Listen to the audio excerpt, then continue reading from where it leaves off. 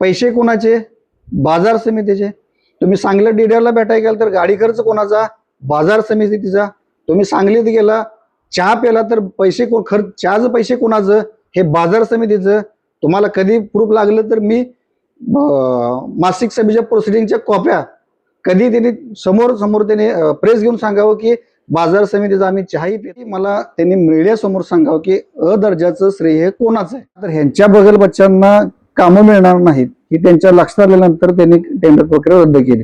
मग एप्रिलमध्ये तुम्ही कामं कुठली चालू करणार? टेंडर ओपन का केलं नाही? मग का करू शकलं नाही ओपन? तुम्हाला जर कामच करू दे, तुम्हाला कामच करायचे नाहीत, ही फक्त जनतेला दिशाभूल तुम्ही दाखवायचे की बाबा आम्ही हे करू शकतो. हा निधी हा शेतकऱ्यांच्या घामाचा पैसा आहे. म्हणजे शेतकऱ्यांनी जे शेतात राबले त्यांच्या कष्टाचं जी कमिशन मार्केट कमिटीला मिळते त्या पैशातून ही काम सभापतीची सही आहे, उपसभापतीची, हे तिघं पण म्हणजे इतके तिघही अडाणी आहेत का? तुम्ही कृषी उत्पन्न बाजार समितीवर काही आरोप केलेले आहेत, जसं की 2 तारखेला त्यांनी बोगस बैठक दाखवली. तर काल आम्ही सचिवांना विचारलं असता ते म्हणाले की नजर चुकीने हे सर्व घडलेलं आहे. काय नेमका हा प्रकार आहे? नजर चुकीने जर सचिवांचं जर झालं असतं तर त्यामध्ये एक सचिवाची फक्त सही नाही ना. 2 तारखे 2/4/26 ची मीटिंग त्यांनी रितसर दाखवली. ज्यांनी टेंडर भरले त्यांना त्यांनी ते मेलद्वारे ती पाठवली की 2/4/26 मीटिंग मध्ये तुमचं टेंडर प्रक्रिया रद्द करण्यात आली. ही जर एका सचिवाची जर सही असती तर ठीक आहे ना. सचिवाची सही आहे, सभापतीची सही आहे, उपसभापतीची, हे तिघं पण म्हणजे इतके तिघही अडाणी आहेत का की नजर चुकीने होण्यासारखं? आणि तुम्ही बरेच काय आरोप केले, त्यामध्ये पहिला आरोप असा होता की एप्रिलमध्ये कामं चालू होणार होती. आता हे तुम्ही प्रेसवाल्यांनी प्रेसमध्येच छापलं होतं की एप्रिलमध्ये आम्ही 1.5 कोटीची कामं सुरू करणार आहोत. ब्लॉकचं काम, वजन काट्याचं काम, परत पॅक हाऊस शेडचं, हे तुम्हीच डिक्लेअर केले. हा निधी हा शेतकऱ्यांच्या घामाचा पैसा आहे. म्हणजे शेतकऱ्यांनी जे शेतात राबले त्यांच्या कष्टाचं जी कमिशन मार्केट कमिटीला मिळते त्या पैशातून ही काम काय कुठल्या पोटऱ्यानं आणलेलं नाही किंवा हा निधी काय कुठले आमदार खासदार मंत्र्यांनी कुणी दिलेला नाही. हा निधी हा मार्केट कमिटीचा आहे. ह्या निधीचा कसा वापर करायसाठी हे बॉडीचं नियंत्रण असते. मग ह्यांनी टेंडर प्रक्रिया राबवली किती तारखेला? 22 तारखेला. टेंडरची लास्ट मुदत किती? 31 तारखेला. बरोबर, ओपन कराय. ह्यांनी 24 तारखेला दोष दुरुस्ती अहवाल एक काढलाय 24 तारखेला की आम्हाला जीवे मध्ये वजन काट्यामध्ये जीवे पाहिजे म्हणून. मग हेच त्यांनी 31 तारखेच्या अगोदरच ह्यांनी जर डिक्लेअर केलं असतं की बघ कामं ही रद्द, ही टेंडर ओपन होणार नाहीत, तुम्ही वेबसाईटला त्यांनी टाकायला पाहिजे होतं. 31 तारखेची मुदत होऊ देत्या, टायमिंग संपलंय आणि त्यावेळेला हे डिक्लेअर करतात की बाबा ठराव घेऊन की रद्द करतात. म्हणजे टेंडर प्रक्रिया रद्द का? तर ह्यांच्या बगल बच्चांना कामं मिळणार नाहीत ही त्यांच्या लक्षात आल्यानंतर त्यांनी टेंडर प्रक्रिया रद्द केली. मग एप्रिलमध्ये तुम्ही कामं कुठली चालू करणार आहात? एप्रिलमध्ये प्रेस घेऊन तुम्ही सांगितलं की एप्रिलमध्ये आम्ही कामं चालू करणार. कोणती कामं चालू करणार अशी एप्रिलमध्ये? निविदा प्रक्रियेमध्ये त्यांचं मत असं आहे की वेब ब्रिजला काय अडचण येतात, गाडी वळवण्यासाठी अडचण येत असल्यामुळे वेब ब्रिज शिफ्ट केलाय आणि शिफ्ट केल्यानंतर परिवहन मंडळाची परत एकदा परमिशन घ्यावी लागते आणि मग काम करावं लागतं. मला सांगा, ह्याचं इस्टिमेट कोणी केलं? इंजिनियरने केलं. बरं, ह्या सचिवांनी सभापतींनी सगळ्यांनी जागा दाखवली, त्यांनी इस्टिमेट केलं का? इस्टिमेट करताना त्या इंजिनियरच्या डोक्यात आलं नव्हतं का की बाबा इथे जागा बसत नाही? तुम्ही इस्टिमेट करताय, सगळ्या मंजुऱ्या घेताय आणि परत तुम्ही टेंडर प्रक्रिया करताय आणि परत तुम्ही तेवढं कारण देऊन तुम्ही रद्द करताय. म्हणजे तुम्हाला जी तुम्ही करेल ती सगळ्या गोष्टी पूर्व, मग तुम्हाला एवढं सगळं माहित होतं तर टेंडर प्रक्रिया राबवूच तोपर्यंत तुम्ही झोपा काढल्या का? मग कशा लोक जनतेला फसवताय तुम्ही विनाकारण? बरं, ही काही प्रोसेस कालचीच नसते, एका दिवसापुरतीची प्रोसेस नाही. एका दिवसाची प्रोसेस असते तर ठीक आहे. तुम्ही मंजुऱ्या घेतल्यात, टेंडर इस्टिमेट केलं तर तुमचं त्यावेळी लक्ष दिलं पाहिजे इथं चुकते, आपल्याला जागा बदलायची. तुम्ही जागा बदलाय म्हणून तुम्हाला कारण देताय, ही एकदम न पटणारी कारण आहेत, लक्षात. आणखी काही तुमचं मुद्दे होतं त्यामध्ये अजेंड्यावरती मुद्दा नसताना तर त्यांचं असं मत आहे की अजेंडा हा ओपन करण्याचा होता, टेंडर ओपन करण्याचा होता, अजेंड्यावर रद्द करण्याचा मुद्दाच येऊ शकत नाही. तुम्ही कसं काय आरोप करताय? नाही, ओपन करण्याचाच मुद्दा होता, बरोबर आहे की अजेंड्याविषयी ओपन टेंडर ओपन करायची प्रक्रिया होता. तर तुम्ही टेंडर ओपन का केलं नाही, मग का करू शकलं नाही ओपन? तुम्हाला जर कामच करू दे, तुम्हाला कामच करायचे नाहीत, ही फक्त जनतेला दिशाभूल तुम्ही दाखवायची की बाबा आम्ही हे करू शकतो. अरे तुम्ही काय केलं, तुम्ही 2दा टेंडर रद्द केले. 2दा टेंडर तुम्ही ओपन करण्याऐवजी टेंडर थांबवलेत. का थांबवलेत? की तुम्हाला टेंडर मिळत नाहीत म्हणून थांबवलेत का? तुमच्या बगल बच्चाला कामं मिळत नाहीत म्हणून थांबवलेत? थांबवण्याचं कारण काय तुमचं स्पेसिफिक? तुम्ही आरोप केला की त्यांचं सर्व काम आम्हाला मिळत आहेत म्हणून त्यांनी रद्द केलेले. ते म्हणतायत की ओपन व्हायच्या आधी कसे मिळतात, म्हणजे कुणाला मिळणार हे माहितच नाही, तरी देखील तुम्ही कसं काय म्हणताय की आम्हाला मिळणार होते?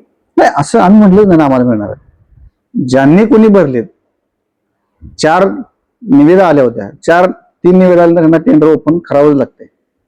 नसेल तर त्यांना कारण, मला त्यांनी कारण काय दिले?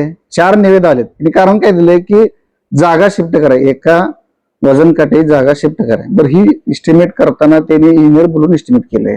इस्टिमेट केलं तर त्यांनी मंजुऱ्या घेतल्यात, सगळ्या गोष्टी केल्या, टेंडर प्रक्रियेपर्यंत विषय आलाय. आणि एकदम अचानक 31 तारखेला मग तुम्हाला जर हे सगळं करायचं होतं तर तुम्ही टेंडरच काढायचं नव्हतं ना. तुम्ही सगळे जागा शिफ्ट करून परत मंजुरी करून परत तुम्ही टेंडर काढायला पाहिजे होतं. बरं, ही टेंडर तुमची रद्द करायची किती वेळ आहे? पाठीमागे एकदा तुम्ही पॅक हाऊस शेडचं टेंडर तुम्ही रद्द केलं. काय केलं? ते तुम्हाला मिळणार नाही म्हणून तुम्ही ते रद्द केलं. आता काल तुम्ही टेंडर काढली, पॅक हाऊसचं काढलं, तुम्ही वजन काट्याचं काढलं, ब्लॉकचं काढलं, हे सगळं काढलं. का तुम्ही रद्द केले? 4 निविदा आल्याच होत्या ना. वजन काटा तुम्हाला बदलायचे, तुम्ही आता निमित्त दाखवलंय. पण तुम्हाला इस्टिमेट करताना त्यावेळी सुचलं नाही का बाबा वजन काटे आपल्याला जागा बदलावं लागत्या? इस्टिमेट करताय, मंजुऱ्या घेताय, सगळं करताय, आणि मग तुम्हाला रद्द करायची वेळ काय त्या? वारंवार कृषी उत्पन्न बाजार समिती ठेकेदारांच्या भावनांशी खेळते का? 2 वेळा निविदा प्रक्रिया रद्द केलेली आहे. बाजार समिती हे ठेकेदारांना इतका त्रास झालाय की पाठीमागे एकदा असंच टेंडर रद्द केले. पॅक हाऊसचं टेंडर काढलं, भरू दिलं, प्रक्रिया केली, असंच टेंडर परत ते रद्द केलं. आताही त्यांनी तीच काय केलं की आताही सुद्धा टेंडर भरलं, प्रक्रिया सगळी केली, लायसन त्यांनी लोकांनी म्हणजे मला वाटतं आता हे टेंडर भरताना एका टेंडरला काहीतरी 1,27,000 आसपास काहीतरी चलन होतं भरायचं. असे 4 टेंडर भरलेत लोकांनी. त्यांच्या एवढी सगळी त्यांनी पळापळी केल्या, त्यांची टेंडर प्रक्रिया थांबवली. प्रत्येक वेळी बाजार समिती ही प्रत्येक वेळी वादाया भरत आहे. ह्याने पेट्रोल पंपामध्ये भ्रष्टाचार ह्यांनी मान्यच केला, सचिवानं मान्य केला, आणि सभापतींनी प्रेसमध्ये मान्य केलाय. परत याने खाजगी कर्मचाऱ्यावर ढकलला भ्रष्टाचार. त्यानंतर परत त्यांनी त्याच्या अगोदर कामगार नोकर भरतीचा विषय होता. नोकर भरतीचा विषय यांनी प्रक्रिया केली, सगळ्यांना फॉर्म भरायला लावलं, सगळं केलं. कोर्टात गेलं, कोर्टानं न्याय देवतेनं, त्यावेळी सुद्धा मला न्याय देवतेनं न्याय दिला होता.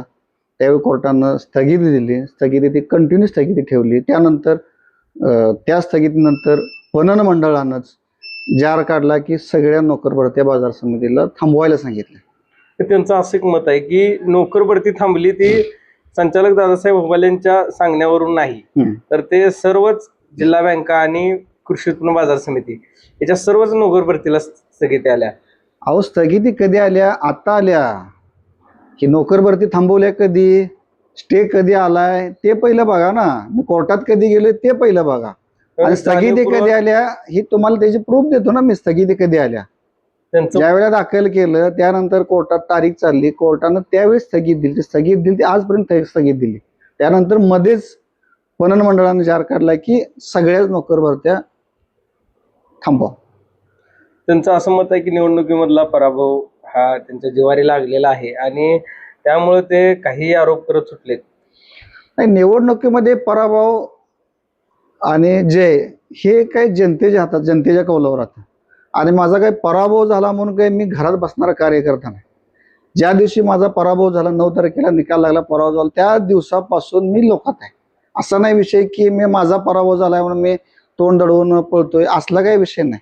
कुठेही कधीही बघा, तालुक्यात प्रत्येक गावात प्रत्येकाच्या कार्यक्रमाला, कोणाचं लग्न असो, कोणाची माहीत असो, कोणाचं काय असो, त्या प्रत्येकाच्या सुख दुःखात मी 9 तारखेपासून आहे. आता जो एप्रिलमध्ये त्यांचा जो शुभारंभ होणार होता कामांचा तो आता थांबलेला आहे, काय सांगाल? तुम्ही वारंवार कृषी उत्पन्न बाजार समिती वेगवेगळे आरोप करत आलेला आहात आणि ते आरोप म्हणजे एका वेगळ्याच ह्याच्यामध्ये जात आहेत. त्यामुळं कृषी उत्पन्न बाजार समिती स्थगिती असतील यावर प्रश्नचिन्ह उपस्थित होते. काय सांगाल? नाही, बाजार समिती पहिल्यापासूनच भ्रष्टाचारात आहे. ज्यावेळी नोकर भरती झाली ह्यांनी त्यावेळी लोकांकडून पैसे घेऊन लोकांना त्रास झाला. जे उमेदवार होते किंवा प्रक्रियेत म्हणजे फॉर्म भरण्यापासून त्याचं पैसे भरण्यापासून त्या सगळ्यांना त्रास किती झाला असेल. एवढं सगळी पळापळ ती नोकर भरती थांबली. ह्यांनी चुकीच्या पद्धतीने केल्यामुळे थांबली. कोर्टानं सुद्धा थांबवली. दुसरी गोष्ट, पेट्रोल पंपामध्ये ह्यांचा भ्रष्टाचार ह्यांनी मान्य केलाय. 19 लाखाचा भ्रष्टाचार ह्यांनी स्वतः मान्य केलाय प्रेसमध्ये. तिथं सुद्धा त्यांचं फेल झालं. आता ही तिसरी गोष्ट, ह्याच्या पाठीमागे एकदा टेंडर पॅक हाऊसचं काढलं. तिथेही त्यांना ते टेंडर प्रक्रिया त्यांना थांबवावी लागली. का तर विरोध किंवा बाहेरच्या व्यक्तीला कुठल्या टेंडर मिळवणे किंवा त्याला त्यातनं 4 पैसे मिळवणे ही यांची भावना पहिल्यापासून. ह्यांना सत्ता पाहिजे, सत्तेतून पैसा मिळाला पाहिजे, सगळ्या गोष्टी ह्यांना पाहिजे. बरं, ही पैसा आहे शेतकऱ्यांचा. ही काय पैसा कुठल्या आमदारानं निधी मार्केट कमिट्या दिलेला नाही, कुठल्या खासदारानं निधी दिलेला नाही, कुठल्या नेत्यानं निधी दिलेला नाही. हा निधी फक्त आणि फक्त शेतकऱ्यांचा जी गोळा झालेला पैसा आहे. ही फक्त मागणं जी मार्केट कमिटी जी स्थापन झाल्यापासून जी मार्केट कमिटी चालत आली ही फक्त गादीवर बसलेला भाग आहे. ही काय म्हणजे ह्यांनी स्वतः हे मार्केट उभा केले किंवा हे मार्केटमध्ये एवढं सगळं केलं ही ह्यांचा काय संबंध. ही पूर्वीपासून आलेली मार्केट कमिटी म्हणजे चालू आहे. दुसरी गोष्ट, ज्यावेळी आमची बॉडी आली की मे 2024ला, मला वाटतं 20 मे 2024ला बॉडी आमची आली आणि मला वाटतं 2/7/24ला दर्जाचा पत्र मिळालं मार्केट कमिटीला. आमच्या मार्केट कमिटी ब मधनं अ मध्ये आली. तर ह्याचा डंका ह्यांनी कितपत केला की ह्यांना 1.5 महिन्यात दर्जाचा पुरस्कार मिळाला असेल का. ही दर्जा पुरस्कार मिळायसाठी ह्यांनी पाठीमागून म्हणजे प्रत्येक पाठीमागच्या 3 वर्षात जे प्रशासक होतं काही दिवस ती बॉडी होती पाठीमागची, भाऊसाहेब गायकवाड साहेब होते, त्यांच्या काळात प्रत्येक वर्षी 1 कोटीच्या वर उत्पन्न गेल्यामुळं 3 वर्ष सलग 3 वर्षात कोटीच्या वर उत्पन्न गेल्यामुळं दर्जाचं सर्टिफिकेट मिळालं. हे सगळं श्रेय कधी मला त्यांनी मीडियासमोर सांगावं की दर्जाचं श्रेय हे कोणाचं आहे. माझ्याकडे ते हे आहे की दर्जाचं जी प्रत आहे की 2/7/24ला दर्जाचं म्हणजे सर्टिफिकेट मिळाले आणि आमची मला वाटतं 20 मे 2024ला बॉडी आलेली. म्हणजे पहिल्या ह्याच्या म्हणजे पहिल्या कार्यकाळामध्ये मिळालेलं आहे असं तुम्हाला म्हणायचं आहे. ह्यांनी समोरच्या ज्याचं काम आहे त्याला त्यांनी श्रेय दिलंच पाहिजे. ही श्रेय पाठीमागच्या बॉडीज आहे की पाठीमागच्या प्रशासक कोण होते त्यांच्या काळात 1 कोटीच्या वर वार्षिक उत्पन्न झाल्यामुळं सलग 3 वर्ष झाल्यामुळं त्यांनी दर्जा मिळालेला आहे. आणि ह्याचा डंका हे स्वतः करतील.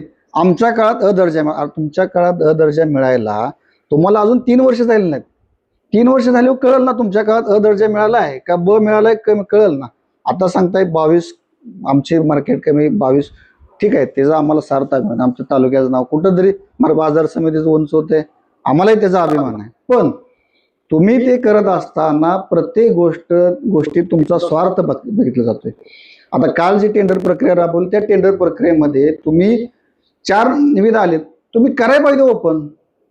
तुम्ही आता काहीतरी कारण चुकी दाखवताय की ती जागा बदलायची आहे, हे करायचं आहे, परत पन्नांची मंजुरी घ्यायची आहे. ही काहीतरी चुकीची उत्तरं तुम्ही देताय सचिव साहेब. तुम्हाला जर हे सगळं करायचं होतं तर तुम्ही इस्टिमेट करताना तुम्ही चुकीचं इस्टिमेट केलं ना. का चुकीचं तुम्ही इस्टिमेट केलं. तुम्हाला जाणून बुजून ह्यांना कॉन्ट्रॅक्टर लोकांना त्रास द्यायला होता म्हणून चुकीचं केलं होतं का केलं होतं. बरं, बाजार समितीचा आता पेपरला जाहिरात तुम्ही दिल्या, चांगल्या पेपरला जाहिरात द्यामुळे तुम्ही दिल्या. मग हे खर्च कोणाचा. बाजार समितीचा खर्च झाला ना. तुमचं काय गेलं. बाजार समितीचे पैसे गेलं ना. आज मला सांगा, सकाळ पेपरला तुम्ही बातमी दिली, पुढारीला बातमी दिली, ऑनलाईनला हे केलं, हे पैसे कोणाचं गेलं. तुमच्या खिशातलं काय गेलं. बरं, हे तुम्ही म्हणताय आम्ही मंजूर केलं. तुम्ही काय मंजूर केलं. पैसे कोणाचे. बाजार समितीचे. तुम्ही सांगलीला डीडीआरला भेटायला गेला तर गाडी खर्च कोणाचा. बाजार समितीचा. तुम्ही सांगलीत गेला चहा प्याला तर पैसे चहाचे पैसे कोणाचं. हे बाजार समितीचं. तुम्हाला कधी प्रूफ लागलं तर मी मासिक सभेच्या प्रोसिडिंगच्या कॉप्या कधी त्यांनी समोर समोर त्याने प्रेस घेऊन सांगावं की बाजार समितीचा आम्ही चहाही पित नाही सांगलीला गेलो तर. पुण्याला गेलं, पणनला भेटायला गेले तर ती जेवणाचा खर्च बाजार समितीचा, तिथे चहाला गेले तर खर्च बाजार समितीचा आहे. आणि काय पाहिजे तुमच्या पदरचा किती खर्च केलाय तुम्ही रुपया? 1 रुपया तुम्ही पदरचा खर्च करून करत नाही. तुम्ही कशाला टंका करताय की आम्ही हे काम मंजूर केलं, आम्ही ते मंजूर केलं? हे पैसे कोणाचे? बाजार समिती. तुम्ही सांगितलं गेलं तर चहाला पैसे बाजार समिती, जाताना पेट्रोलचे पैसे बाजार समितीचे. म्हणजे वादाच्या भोवऱ्यात कायमच अडकत आल्या कृषी उत्पन्न बाजार समिती. ही बॉडी आल्यानंतर वादाच्या भोवऱ्यात अडकते का कृषी उत्पन्न बाजार समिती? ही बॉडी आल्यापासूनच इतका वाद चालू आहे. ही बॉडी आल्यापासूनच भ्रष्टाचार. ह्याच्या पाठीमागं पेट्रोल पंप चालू होताच ना, का नव्हता पंप? ह्याच्या पाठीमागं बाजार समितीची कामं होत होती, त्यावेळी होतं असं काय? आता यांनी सगळं प्रक्रिया करायची, काहीतरी कारण लावायचं, काहीतरी प्रक्रिया सगळी करायची. बरं, प्रक्रिया करायची का फुकट प्रक्रिया होत्या का?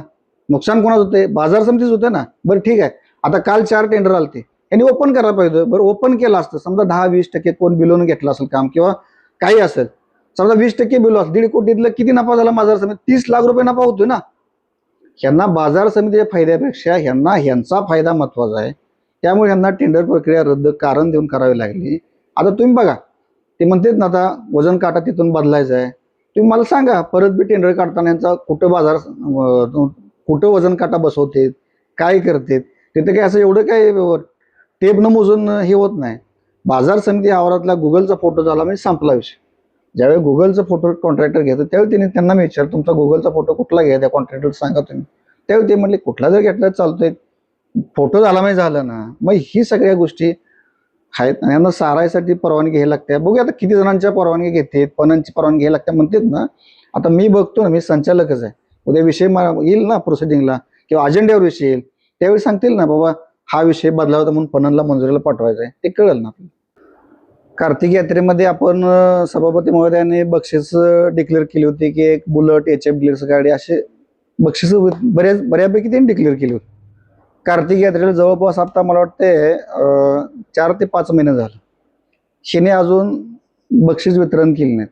मग त्यावेळी काय कारण सांगितलं की नगरपंचायतच्या आचारसंहितेला त्यामुळे आपल्याला बक्षीस वितरण करता येत नाही. बरं ठीक आहे, तुम्ही त्यावेळेस सचिवाच्या हस्ते वितरण करायला पाहिजे होतं किंवा तहसीलदारच्या हस्ते वितरण करत.